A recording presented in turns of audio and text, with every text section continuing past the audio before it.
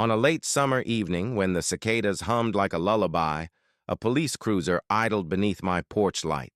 The officer stepped up, nervous, hat in hand, to apologize for a mistake that had left me shaken. He could have turned and gone. Instead, he stayed, on the steps, in the conversation, in my life. This is a story about how a sincere apology can open a door and how staying can build a home. Right here, in America, today. If this story resonates, please like, subscribe, and share. Comment, with a moment when apology gave love a chance back. My name is Evan, and I live in a town where every season has a familiar scent, and the radio still crackles with the ball game on Friday nights. Our courthouse clock chimes on the hour, a dog named Teddy sleeps in the barber's window, and folks at the diner will still remember your order years after you've moved away. I run a little bookshop just off Main, the kind with creaky floors, mismatched chairs, and a corner lamp that glows warm as a memory on late afternoons. There's coffee and a press behind the counter and a jar of peppermints next to the register that old Mr. Dorsey raids with cheerful guilt. My shelves are mostly mysteries and paperbacks that fall open like old friends. People come in to talk as much as they come to read. I had settled, as people say, into my life. I knew where the sun fell across the front windows at 2 o'clock and how to lean the mop handle just so on Thursday nights. I knew the way my neighbor June waved from her porch swing like a metronome, slow and steady, and how the mailman preferred cold water to lemonade. I wasn't expecting my orbit to change. I wasn't looking for it to either. Once upon a time, I had loved a man who promised me the moon and then left before the streetlights came on. I had learned to enjoy the sturdy blessings. A quiet shop. A casserole dish returned promptly, the smell of rain on warm asphalt. If you were to ask me now, I'd tell you that sometimes Grace arrives in an awkward uniform and stands nervous on your porch with his hat in his hands. That's how it went that evening, the one that began with bad breath and ended with a heartbeat I still count like a prayer. It was a Tuesday, because there was choir practice drifting out of the church down on Pine. And Mrs. Henderson had her Tuesday tuna sandwich special stenciled on her chalkboard. I was closing up, the bell chime of the door still echoing in my head when blue lights bloomed in my rearview mirror. I had pulled my old Buick out of the alley behind the shop, tired and humming to myself. The light startled me, and my first feeling, honest to say, was dread. A familiar tightening from a lifetime of being alive in a body like mine, and in a world that doesn't always get it right. I signaled, pulled over under a streetlight, and rolled down my window. The officer walked up slow, a beam of bright white from his flashlight sweeping my hands, the dashboard, the passenger seat full of returns. He was taller than me, with that upright set in the shoulders, and eyes that looked tired more than stern. His jaw was tense. "Sir, license and registration," he said, voice careful, like he'd practiced it. I handed over my license, my fingers a little shaky. "Is there a problem?" I asked. He shone his light on my face, then away, as if sorry for it. "We had a call about a vehicle matching this description. Just want to make sure everything's okay." I nodded. I told him I owned the bookshop, showed him my day's deposit receipt, tried to breathe. He took my license back to his cruiser. Minutes stretch when you're sitting under that light. My mind did that thing it does, running down every alley of worry. When he returned, he seemed different, like a curtain had lifted behind his eyes. "Mr. Thompson," he said softly, "I'm sorry. There's been a mix-up. You're not who we're looking for." He handed me my license. "You're free to go." That could have been the end of it. He could have said those words, and I could have gone home to my porch and my leftover chicken and another episode of whatever show I was half watching. But when I pulled into my driveway, after the blue lights dipped away, I had to sit in the car for a minute and let my hands stop shaking. I went inside, set the deposit on the mantel where the cat couldn't reach it, and poured myself a glass of water that tasted like nothing much at all. I thought I was done with the night. The doorbell echoed, a sound that always makes my heart beat faster because it usually means somebody needs something, and I'm the sort of person who keeps bandages and extra flashlight batteries just because. I wasn't expecting him. He stood there, hat in his hands, his hair mussed like he'd run his fingers through it too many times. "Evening," he said, voice more human now than professional. Mr. Thompson, I'm Officer Bennett, Ben. He waited like the word might be too familiar, and I nodded. He looked down at his hat, then back up at me. I'm here because I owed you an apology, he said. Not just at the window of your car, a real one. He didn't try to force the words into some neat little speech. He just let them land between us, real and heavy with their own weight. I leaned my shoulder against the doorframe and let the night air, soft and summer warm, carry the chirp of the cicadas into the space where we stood. You know, plenty of folks would have just let it go, I said. Thank you for coming back. He shifted, a man not used to standing still when he wasn't supposed to, and cleared his throat. I don't want to be plenty of folks, he said. I want to be someone who does right. I got it wrong. And I know those lights and that flashlight, there's a history there. It has weight. I didn't want the last thing you heard from me to be, you're free to go, like you were ever anything else. I could tell he'd thought about this. That he'd driven away and then turned back around because something in his gut and his mama's voice wouldn't let him rest. The porch light threw a yellow pool across the boards, and I could hear the scrape of a cricket on the step. He didn't push. He didn't talk about policy or procedure. He talked about me, a man on a Tuesday night, and the ways we are all wired to protect ourselves first. Do you want to sit? I asked, after a beat where everything settled. It's cooler out here than in, and I've got 2 chairs and time. He sat. We didn't talk about everything, but we talked about enough. He told me he'd grown up 2 towns over. His dad a mechanic and his mom a nurse who once patched him up after a tumble off a bike with the same tenderness she gave to strangers. He told me he'd been on the force for 7 years, long enough to see good and bad, not long enough to be hardened. He admitted he was tired of learning people at their worst.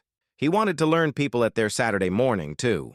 I told him about the bookshop and why I keep a shelf of used large-print romances by the window, because Mrs. Dorsey says they read better in the sun. I told him how the cicadas sounded like an old record, and how the best part of my days were the small jokes people make at the register, the 2 quarters pressed into my hand by a child who'd found treasure. I admitted I had been scared, and that I didn't like feeling that way, especially at home. He nodded, and he didn't pretend we'd fixed anything with that nod. He sat still and listened. There is a kind of apology that is really attention. He offered both. When he finally stood, the porch boards creaked under his weight. I don't know if this matters, he said, but I'm dating men, have been. I say that because I don't want you to think I don't understand. At least some part. I know it's different. But I want to be better than the badge sometimes lets people see. The words hung between us, simple and risky. I smiled. Then I guess we're on the same side of a lot, I said. It didn't feel like a confession. It felt like the truth catching its breath. May I come by your shop sometime? He asked. To buy a book? I don't know, just to say hello in daylight, I nodded. We open at 9. He didn't promise anything else. He just put his hat back on and, with a quiet good night, stepped into the soft dark. I watched the red of his taillights melt into the night and felt something ease in my chest that had been tight for a long time.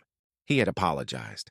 And more quietly, he had stayed, on a porch step long enough to let the apology grow legs and learn how to stand. The next morning, I was sweeping the front step when he appeared, hands in his pockets like a boy turning up after detention. He wore jeans and a t-shirt, and without the uniform, he looked taller and more ordinary all at once. He stopped at the threshold and smiled sheepishly.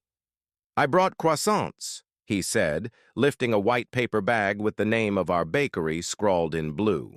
Bribery. Come on in, I said. Bribery works on me if it's buttery. He laughed, a sound that was warmer than the night had let on.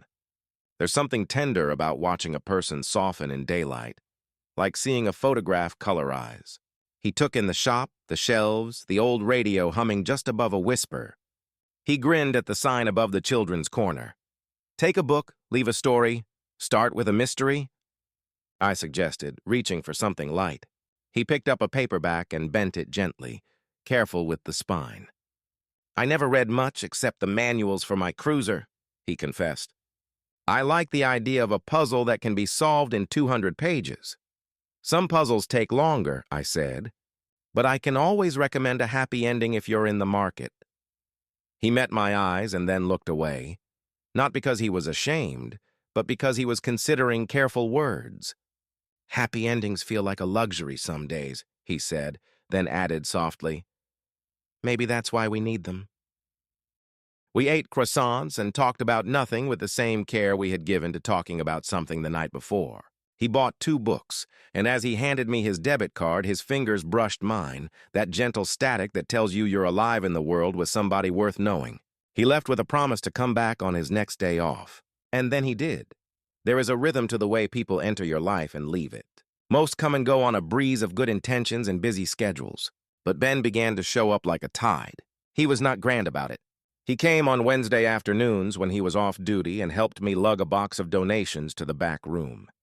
He came on a rainy Saturday with a stack of flyers for the community picnic and asked if he could tack one to our bulletin board.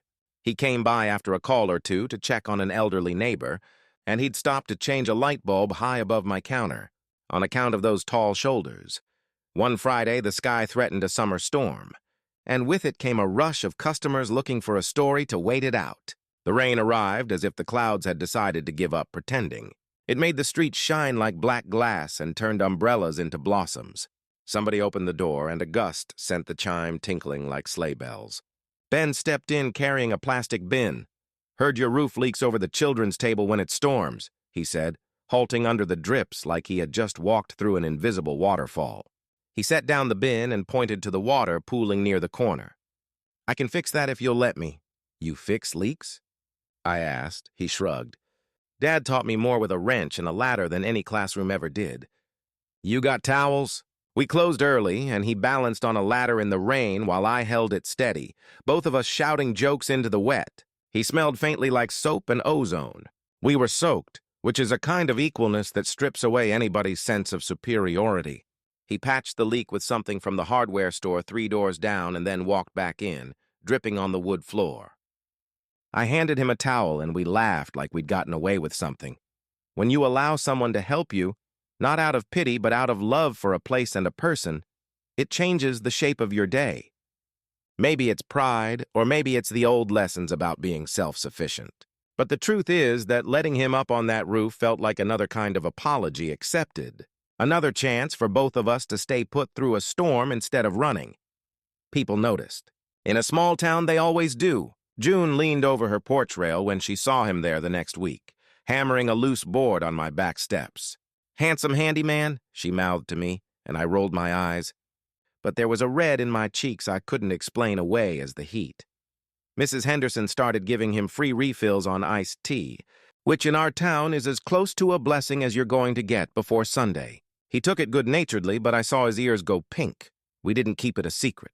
We also didn't stand under neon lights with a sign. We moved slowly, carefully, because we both had lived long enough to know that tenderness can be fragile and that some people say unkind things when they feel left out of a happiness they think isn't theirs. But we walked down by the river at dusk and let our fingers brush and then hold. We sat on my porch and watched the heat lightning flicker like silent fireworks along the horizon. One evening, when the air was thick with the smell of cut grass and honeysuckle, he took my hand with both of his and kissed it, like a gentleman in a black and white movie. It made me laugh, because who does that anymore? And then it made me cry, because that small courtesy was something I realized I had missed. In those weeks, we built a slow conversation that will likely last the length of our lives.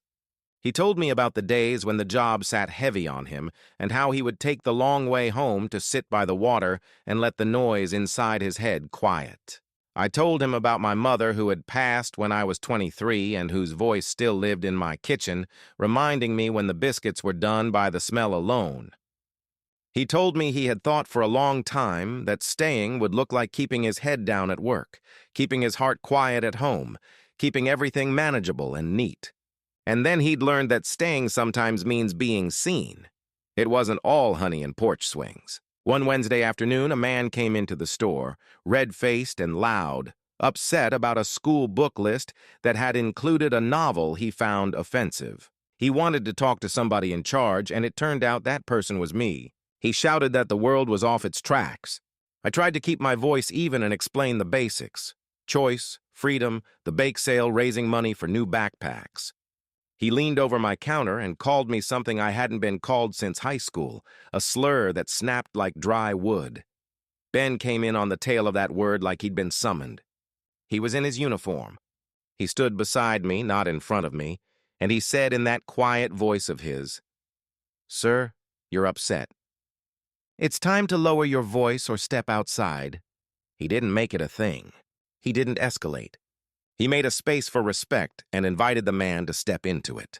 The man huffed, said he would take his business elsewhere. I said calmly that a bookshop is big enough for 1,000 stories and not one less. He left, and my hands broke into a sweat that made the pen slide in my grip. After Ben stood there, his arm warm against mine.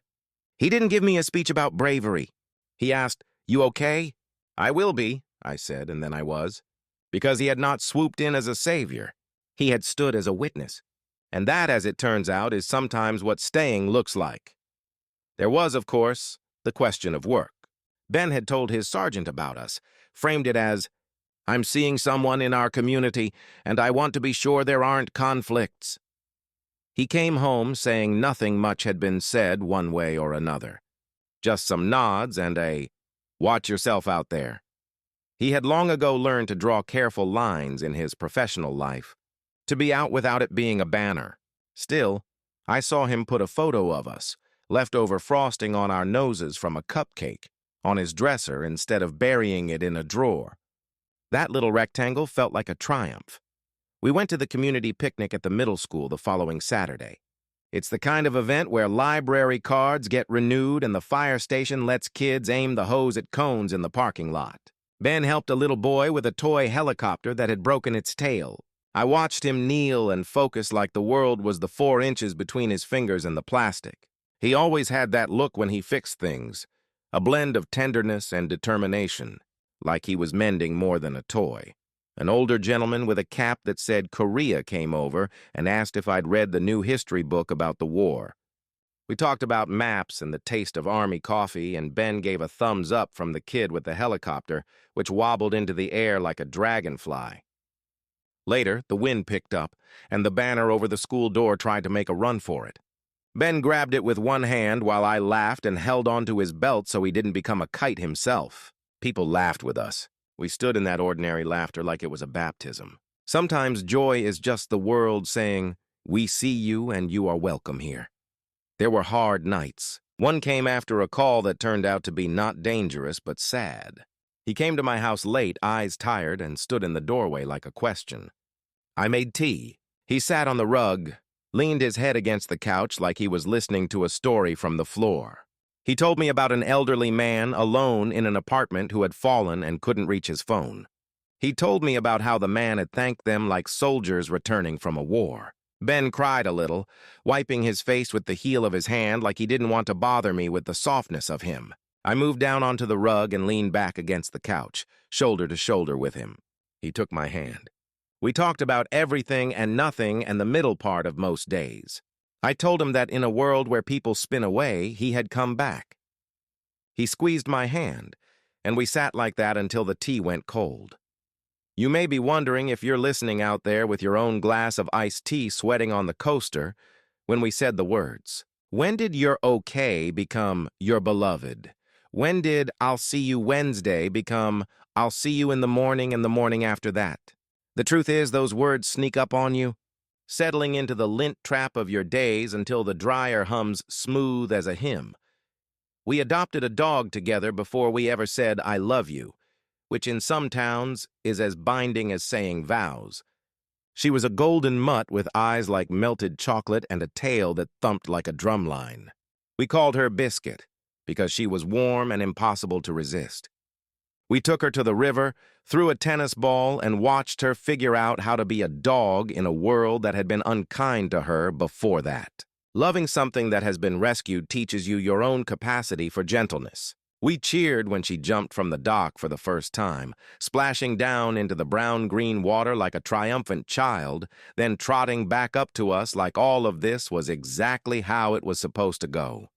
One Sunday, after church had let out and the parking lots were in their particular tangle of greeting and goodbyes, Ben's mother, a woman with a neat bun and hands that looked like they'd held a lot of hands in those hospital corridors, called me sweetheart and handed me a plate of brownies. "You make my boy smile," she said softly, like a secret she was happy to tell. I told her he made me a better man. She squeezed my arm, and we were, in that moment, family. Not everyone was kind. There was an officer, we'll call him Jerry, who made a remark in the break room about the bookstore boyfriend. It was a brother-in-law kind of remark, coated in teasing, dipped in a sauce of discomfort. Ben told me about it later, in the voice people use when they've been carrying something heavy with their teeth. He said he'd stood there and then said, simple as a sign on a door, "His name is Evan." Sometimes staying isn't heroic.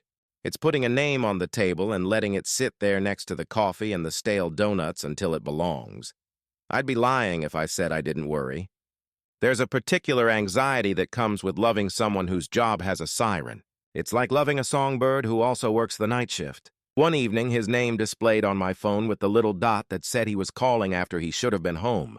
He spoke with a grin I could hear. "I'm 10 minutes late," he said. "Biscuit needs to know I'm coming." "She'll be fine," I said, and she was. She wagged so hard when he came through the door that she had to sit down to keep from falling over. By apple-picking season, when the trees along the ridge line looked like a quilt and the air tasted like wood smoke, we had the kind of routine couples earn with practice and tenderness. I woke first most days and put the kettle on. Ben left a note on the fridge on nights he had a late shift. "Back soon. Don't wait up, but don't not wait up." We took turns cooking. He made a meatloaf that could raise the dead. I made a chicken pot pie that could bring your grandmother back to the table. We learned the music of each other's kitchens. He learned that I hum when I'm chopping celery. I learned he tells bad dad jokes when he's whisking gravy. We put our best jokes on index cards on the fridge. We burned the biscuits once and laughed so hard we cried.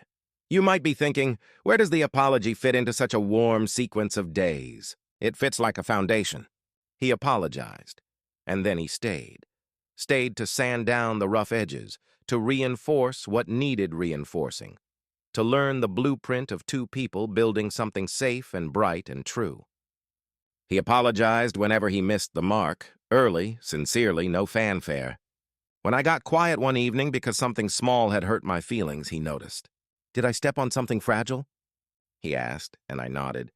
He didn't make a joke or wave it away. He said, "I'm sorry," and then asked what would make it right. That, to me, is love, not just sorry, but how can I repair? We went to the county fair in October. There were jars of preserves lined like gemstones and quilts like stained glass windows. We shared a funnel cake, which required its own apology to our stomachs later. A family ran the ring toss, and the dad running it called us you two, the way a person does when he's glad to see a pair who fit. I won a little stuffed bear with a lopsided grin and named him Sergeant Sprinkles. Ben rolled his eyes and then tucked the bear in his pocket, his badge glinting next to a cartoon face. We rode the Ferris wheel at dusk and watched the world from above. The sky went from orange to navy. I told him something I had never said out loud, that sometimes I am scared to be happy, as if the universe will notice and change its mind. He took my hand and, with a seriousness I will remember longer than most things, said, "Then let's be happy quietly but persistently, and never apologize for it." It was after that, on a Tuesday, that the kind of scare I had feared arrived. Don't worry, I'll tell it in a way that respects your hearts. He was at a traffic stop, routine as a grocery list, when a car that wasn't paying attention clipped the back of his cruiser and spun into the median. He called me later from the hospital, his voice a patchwork of embarrassed and okay. "I'm fine," he said before I could ask. "I promise." I bumped my head and got a stripe of stitches that will make me look rugged. "The doc says I'm more stubborn than damaged." I went to the hospital anyway. I brought him a cup of the coffee he liked and a blanket that smelled like our house. When I saw him, sitting on the edge of the bed with a white bandage above his eyebrow, my legs did a little thing where they forgot how to walk straight. He grinned, sheepish. "Rugged?" he asked. "Handsome," I corrected. "Rugged is for boots. You're handsome because you're here." He patted the bed beside him, and when I sat, he took my hand and threaded our fingers together. He was warm and alive and astonishingly present. Sometimes your body knows before your mouth does. Mine knew. It knew that fear is loud, but love is patient and sure. and doesn't need to raise its voice to be heard. I love you, I said. The words came out simple as a grocery list, but they were not simple. They were the sum of many Tuesdays, many apologies, many moments of kindness. He tilted his head like a dog hearing a favorite song and then smiled with everything on his face softening at once. I love you too, he said. I love you, and I'm going to keep showing up so that you never have to wonder if I meant it. We did not have confetti or a crowd. We had the beep of a monitor down the hall, a nurse walking past our door, and a bouquet of plastic flowers in a waiting room vase. We had enough. I told him I had been waiting to say it until I felt sure I could carry the weight of it. He said, "Let me carry some too," and he meant it. He proved it in the slow ways that matter more than grand gestures. In the weeks after, people brought casseroles as if stitches deserved starch. That's how our town tells the story of care. Ben returned to work, and I returned to the shop, but something in both of us had shifted from careful to certain. We started taking Sunday drives to Nowhere, which is my favorite place. We introduced Biscuit to the idea of the backseat window down and her tongue out. We dragged an old porch swing up from the basement of the house I'd been renting, sanded it, painted it the color of the sky in June, and hung it from the rafters like a promise. On the night we first sat on it, it creaked like an old gentleman clearing his throat, and then settled into a rhythm that matched our feet. We swung, listened to a baseball game on the radio, and watched fireflies stitch their erratic path across the yard like tiny tailors. There was one more apology left for him to make, and it wasn't just to me. The town council held one of those meetings that draw more people than most because they were discussing community policing and trust. The church hall was full, folding chairs in neat rows, the smell of coffee and powdered creamer floating like a memory. People stood and spoke, some shaking, some brave, some both. A woman told a story about her nephew and a traffic stop that left him afraid of night. A man spoke about how he loved this town and the folks in uniform but wanted it to love him back without conditions. It was a room heavy with the chronic ache of being misunderstood and the abiding hope that things can be mended. Ben stood up. He didn't wear his uniform. He wore a blue button-down that matched the painting on our porch swing. He didn't clear his throat because he wasn't delivering a practice speech. He was speaking the way he had spoken on my porch that first night, listening as he went. "My name is Ben," he said, voice steady as the clock in our courthouse, "and I owe an apology to this town and to Mr. Evan Thompson and to anyone who has felt fear when they see lights in their rearview mirror. A while back, I pulled Mr. Thompson over because of a mistake. I let him go. But I realized that 'you're free to go' is something I should never have said to a man who was always free, a man who was just heading home. So I went to his door that night and I apologized. I'm telling you this because I want to be accountable to you all, not just to a man on a porch. I want to be part of a department that apologizes when we get it wrong and stays to make it right." He didn't put balm where there should be stitches. He didn't excuse or minimize. He asked to be measured by the staying that followed. People stood up to speak after that, and some thanked him, and others held his words in the same careful way they held their coffee cups, warming their hands, reserving judgment. It wasn't everything. It was the next right thing. After the meeting, an older gentleman in a denim jacket came up to Ben and shook his hand, then put his other hand over Ben's knuckles like he was conferring something. "My boy," he said, eyes shining, "you said what needed saying. Now keep doing what needs doing." Ben nodded. He knew this was both blessing and homework. A week or two later, with the maple leaves turning like embers and the air a kind of clean you can taste, Ben asked me a question that changed the geography of our days. We had made pot roast and mashed potatoes and ate early because the sun does what it does in fall. It runs out of time quicker than we wish. We were washing dishes, standing shoulder to shoulder at the sink like a song. He dried a plate and set it in the rack carefully, as if it were more than porcelain. He turned to me, towel in his hands like an extra nervousness, and said, "Evan." I looked at him, bread-thick fingers and that scar above his eyebrow already fading like a storm remembered. His mouth quirked up at one corner. "What would you say if I asked if I could stay?" I could have teased him. I could have made a big show. But I felt the question settle into the room with the soft weight of something tender. He wasn't asking to move in because of rent or convenience. He was asking to stay in the true sense, to put his socks beside mine in the drawer, to hang his shirt next to my Sunday sweater, to buy groceries where my mother used to buy them, to find his rhythms around my rhythms and make them ours. Yes, I said, because that was the whole answer. Stay. We packed slowly, two men folding our histories into boxes lined with newspaper. It didn't take long to discover we had duplicates of everything that mattered. 2 spatulas, 2 first aid kits, 2 copies of the same old movie we both rightly consider the perfect rainy day film. We kept both first aid kits because it makes sense to be prepared. We donated 1 spatula and kept the one with the nick from a long-ago grilled cheese. We kept both copies of the movie because it was funny to put them side by side, and because sometimes the point of love is to keep the extra copy for the day someone else needs it as much as you did. He moved in, and life already changed. Changed again into something both of us recognized like a favorite chair. We found we bickered about reasonable things, the thermostat, the best direction to hang the toilet paper, I assure you. He was wrong and will tell you he was right. Whether a dog should be allowed on the couch. We compromised by buying a couch that could forgive muddy paws. He hung a shelf I had been too timid to hang. I taught him how to make biscuits from scratch in a way that isn't a recipe so much as an inheritance. We drowsed on Sunday afternoons to the sound of the football game we only half cared about, because that's what you do when you love someone. It becomes fun by extension. One evening, winter flicked its first warning at our windows, and we brought the porch plants inside like temporary refugees. The sky had that particular shade of leafless twilight, and the house smelled like cinnamon. Ben looked around our living room and said, with a wonder that still cracks my heart open, "This feels like home." That taught me another meaning of staying. It isn't just proximity. It's attention and the willingness to keep making small decisions toward each other. Christmas came with colored lights and special casseroles, and the church choir singing Too Slow and Too Lovely.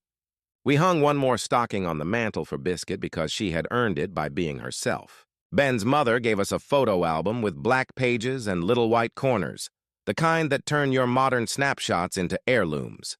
We glued in the picture of his stitches and our cupcake frosting and my hand on Biscuit's head while she slept. We left room for what would come next. What came next was not dramatic, but it was significant. He asked me to marry him the following summer, under a pop-up tent at the county script sale where farmers exchange cash for little paper bills, because humor runs through threads you wouldn't expect. He just leaned in, eyes amused and sure, and said, "Let's make this official, Mr. Thompson. Let's write ourselves into the town records." He had a ring that looked like something you could wear while changing a tire. I said yes with the same conviction with which I had said, "Stay." We kept the wedding small. Mrs. Henderson brought a tiered cake with raspberry filling that leaned a little to the left, and we loved it more because of that. June cried in that efficient way of women who have practiced not making a scene and then do anyway. The choir sang a song that made the hair on my arms stand up. We exchanged rings and promises we'd written in our kitchen with a pen that leaked ink onto my fingers and made me look like I'd been marking lumber. We promised the simple things, to listen with respect, to apologize without pride, to fix what can be fixed and mourn what can't, to be each other's call at midnight and noon, to be our home no matter where the map says we are. We kissed and people clapped like thunder and then laughed because thunder shouldn't be inside, but sometimes it is. If you drive past our house now in the evening, you'll see the porch light on and maybe our shadows moving behind the curtains in that domestic ballet that soothes. You might hear the radio murmuring baseball. You'll probably see Biscuit hop up and check the window the way she does when she wants to be absolutely sure she's not missing a visitor with a treat. You may notice the swing moving even when no one is in it because that's what a good swing does.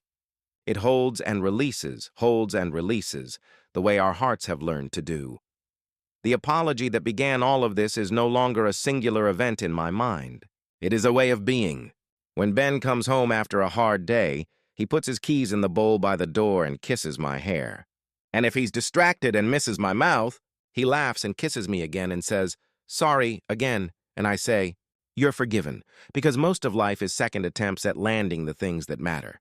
When I forget to take the trash out and the truck has already gone past. I send him a text with a garbage can emoji and he writes back a heart and a raccoon because he knows that sarcasm softens my embarrassment and because love is a language you invent together, one silly icon at a time. I sometimes think about that first night. His hat in his hands, his voice careful, his eyes earnest. A man came to my door to say he was sorry and then he stayed to prove it true. He helped me trust again, not just him, but the world in the small circle that includes our street and the grocery store and the woman named Pat who arranges the flowers at the church. He showed me that apologies are not the end of a story. They are the beginning of a better one. He taught me that staying is not a passive act. It is daily, and it is strong. We visit the river on our anniversaries and toss a pebble in and make a wish like kids do. Our wishes are not for lottery tickets or movie star moments. They're for simple things. Health, laughter, a roof that doesn't leak, a town that keeps being kinder than it has to be, a department that shows up not just with sirens, but with open hearts, a world where apologies are the first step and staying is the next.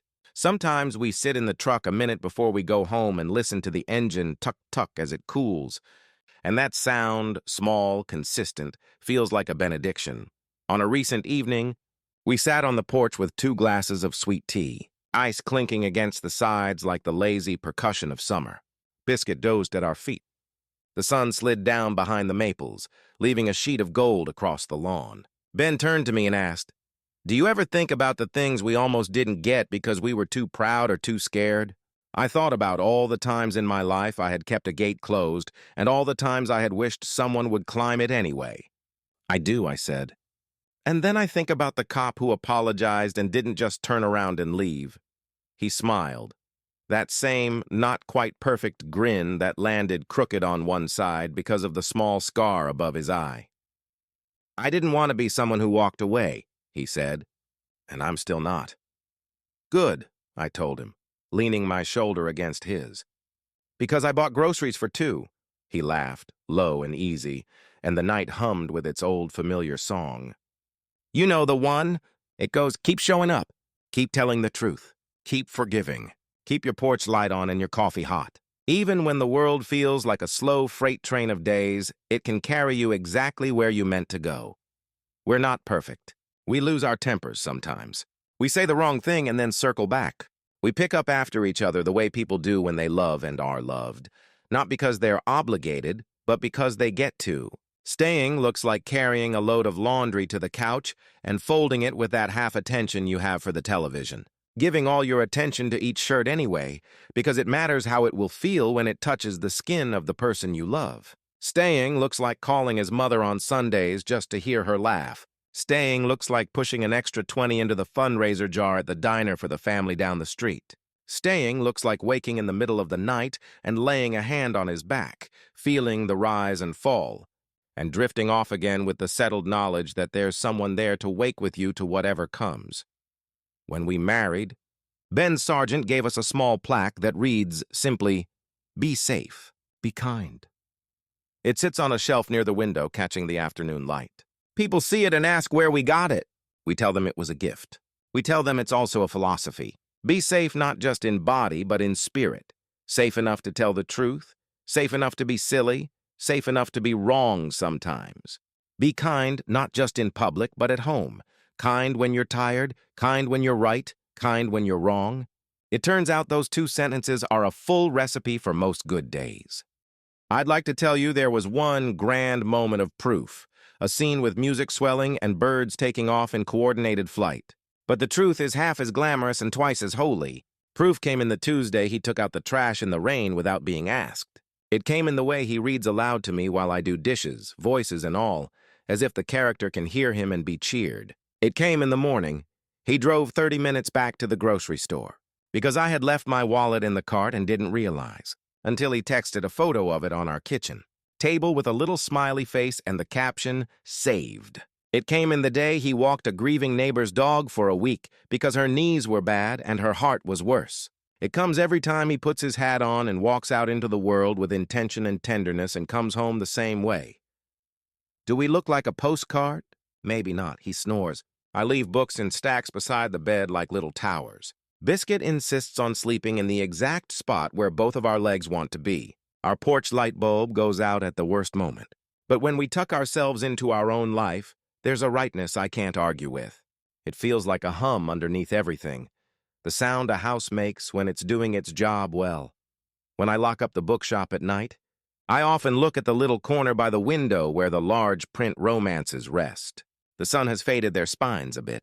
I like it that way. It means they've been warmed by the day and watched over by people who know the feeling of a good story even before they've cracked it open. I think of Mrs. Dorsey and her careful smile. I think of the boy who brought me 2 quarters like a treasure. I think about the difference between leaving and staying, and how sometimes the beginning of your best life is someone's quiet knock at your door. So if there is a lesson in this tale, it is not a complicated one.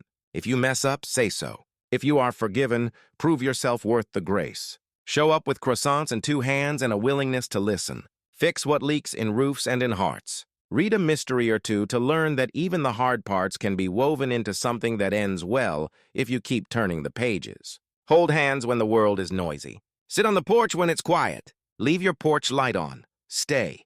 And if by chance, one August night, the cicadas sing their long summer lullaby and a car idles under your porch light, and a man steps up with his hat in his hands and his voice humble, and if he says the words that open doors, let them open. There's a chance he's the cop who apologizes. There's a better chance he's also the one who will stay. In my experience, that's how the very best chapters begin.